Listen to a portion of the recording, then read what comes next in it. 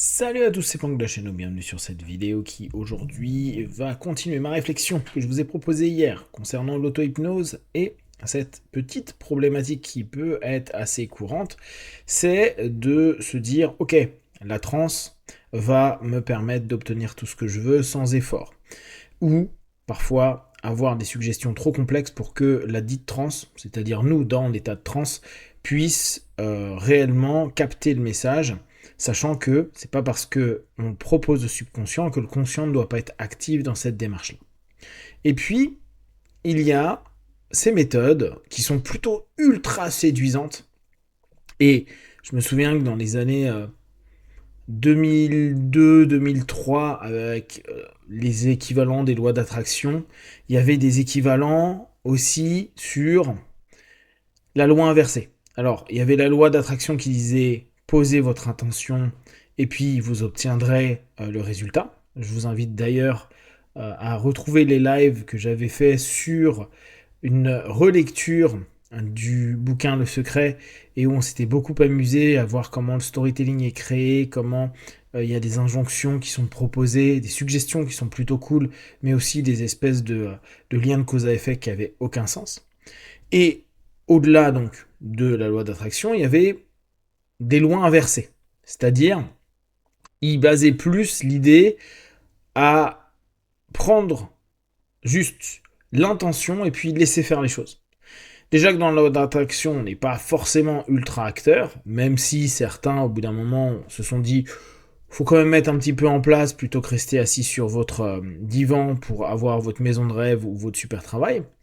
La loi inversée, c'est marqué sur un point qui peut être intéressant, et qui est celui de se dire, en gros, bah, il y a l'univers qui bosse pour toi, ça c'est un grand classique, hein, et il faut pas que tu fasses trop, et en général, de mémoire, il y avait plein d'exemples de personnes qui en faisaient trop et qui laissaient pas la place au succès, la réussite, l'argent et tout ce que vous voulez arriver parce que ils en faisaient trop.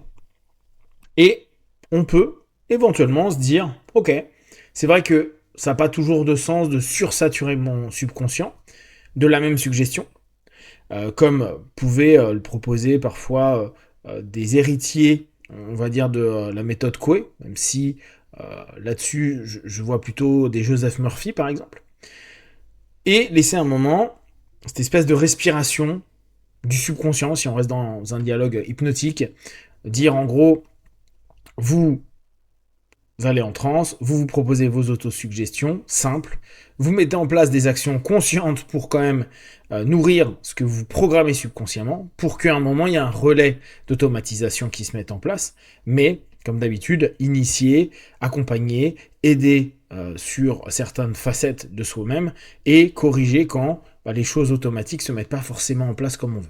Ces actions, ces intentions, plus tous les actes concrets qu'on doit faire pour atteindre ces objectifs, en plus de ces suggestions, amènent à se dire, bon, bah, faut que je sois impliqué.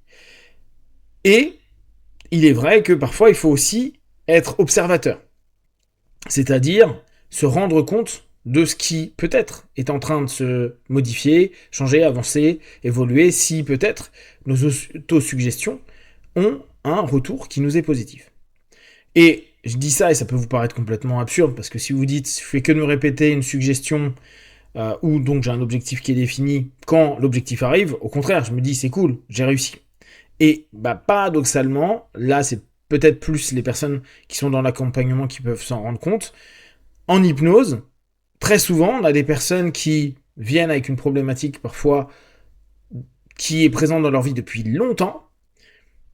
Au bout de quelques sessions, cette problématique s'apaise, elle est recadrée, elle est vraiment même intégrée, et la personne passe sur un autre sujet. Bon, très bien, mais quand on lui rappelle, ok, mais t'en es où par rapport à ta première problématique, la personne nous en parle comme si c'est quelque chose qui avait disparu depuis très longtemps, et que c'était pas un vrai problème en fait.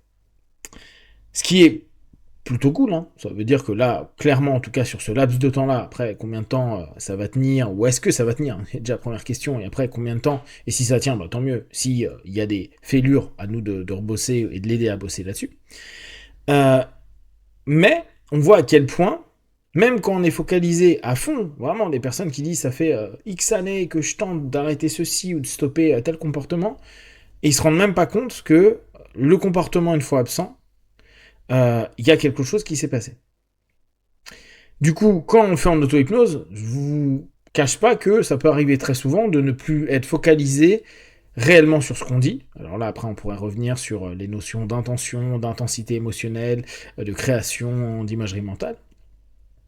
Et on se rend compte que il y a des retours qui sont là sans qu'on s'en aperçoive des masses. Et c'est peut-être cet aspect-là qui peut être à prendre en compte et se dire, ouais, ok, il y a des moments, il faut aussi que j'apprenne à accueillir le feedback que je vais avoir. Observer s'il y a quelque chose qui se passe. Et c'est parfois assez troublant, pas forcément dans la forme que j'attendais. Il est possible que j'ai la résolution d'une problématique au travers d'une autre dynamique qui s'est mise en place, avec lequel j'ai pas forcément fait de lien, et en fait, en prenant en compte tout ça, me rendre compte que sur ma situation initiale, ce qui me posait réellement problème n'est plus l'élément le plus ennuyant. Il y a peut-être d'autres choses qui sont arrivées, ou on a trouvé d'autres sources qui nous permettent de voir les choses différemment. Seulement, dans tout ce qui va être notion, comme je vous dis, ultra séduisante de se dire, bon bah, il y a une loi d'attraction, ou il y a une loi inversée, et puis n'en faites pas trop, parce que sinon ça va foirer, laissez l'univers faire à votre place, laissez l'espace pour accueillir ce que l'univers va faire. C'est cool, moi j'aime bien sur le papier, mais globalement, et ça reste bien sûr totalement subjectif, mais le nombre de fois où j'ai vu des personnes, et notamment dans ces années-là, 2000, 2003, 2005, avoir des vies de merde, et maintenant 20 ans plus tard, je peux encore plus le dire, en ayant toujours ce truc, à me dire, sachant que moi je suis plutôt un doueur, donc quelqu'un qui fait, et qui exagère complètement sur plein de choses, donc ce que je fais très souvent peut m'apporter plus de galères que d'éléments intéressants, mais en tout cas, j'évolue assez bien comme ça. Eux, n'ont pas forcément avancé. Voire n'ont pas avancé du tout, voire ont une vie qui ne correspond, mais tellement pas, parce que logiquement, c'était l'univers qui devait s'en occuper, et que ils avaient fait des dépôts d'intention. C'est comme si on se disait, j'ai fait mon autosuggestion 10 fois, 50 fois, 100 fois, et puis maintenant je laisse faire. Bon, le fameux ça, le fameux subconscient tout puissant, le fameux inconscient tout puissant, qui va devoir prendre en compte, pas simplement le fait d'aller mieux ou de diminuer un comportement toxique, problématique, ennuyant et dérangeant. Non. C'est carrément avoir un boulot de rêve, avoir une maison de rêve, avoir des partenaires de rêve, avoir tout ce que vous voulez de rêve. Bon, si déjà notre subconscient, et même admettons pour ceux qui sont un peu plus dans du spirituel, un élément élevé nous permet de gérer un peu un comportement et de se dire tiens j'ai arrêté de manger ceci ou je fume moins, et qu'on est déjà à se dire c'est pas mal, de là à dire en plus tu dois t'occuper de ma maison, de ma voiture, de mon taf, de mon argent, de mon tout, j'aime bien hein, mais je suis pas sûr, et ça donne des personnes qui ne veulent pas faire l'effort. Alors attention, ça veut pas dire que les gens sont feignants du tout, hein. C'est juste que on leur a tellement dit il n'y a pas à, tu n'as qu'à faire peu de choses. Et après, si t'en fais trop même, ça serait contre-productif. Et oui, bien sûr, le trop est l'ennemi du bon. Oui, c'est vrai. Très souvent. Mais parfois, il vaut mieux faire trop pour avoir moins de bon, mais quand même un peu de bon, que dalle et avoir que de la merde. Et factuellement, c'est quelque chose qui, au moins, nous ramène quelque chose. Même l'effort que vous avez fait qui amène à que dalle, est déjà une prise d'expérience, de XP pour les joueurs.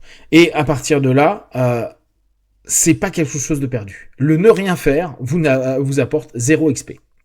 Et le fait d'attendre vous apporte pas forcément une dynamique de vie particulièrement saine, agréable et positive pour vous. Même si les premiers temps, le plaisir de se dire ça va changer, ça va aller mieux, peut permettre de garder une stabilité psycho-émotionnelle, la réalité de la non-réalisation de tout ce qu'on a pu attendre, parce que justement, loi d'attraction plus lâcher prise, si ça n'a rien amené, ou juste des éléments tellement transitoires que ça n'a absolument pas apporté de valeur ajoutée à long terme dans notre vie, c'est qu'on s'est un peu gouré dans l'encodage. Je vous invite vraiment à travailler sur votre transe, vos autosuggestions simples, la mise en place consciente d'un ensemble d'éléments, bouger votre subconscient aussi pour faire évoluer les choses en le drivant au départ, puis laissant son automatisme, et puis agir pour vous permettre d'obtenir des résultats tout en étant prêt à accueillir la façon peut-être différente